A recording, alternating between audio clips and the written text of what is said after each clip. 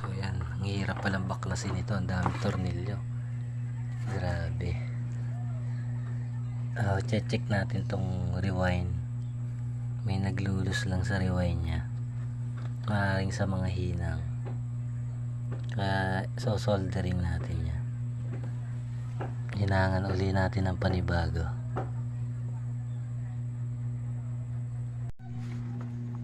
Ba't yan naging sira talaga nito?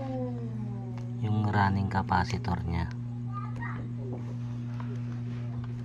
humina yung running capacitor nya. 1.2 ginawa nating 1.5 kasi hindi niya na kayang paikutin.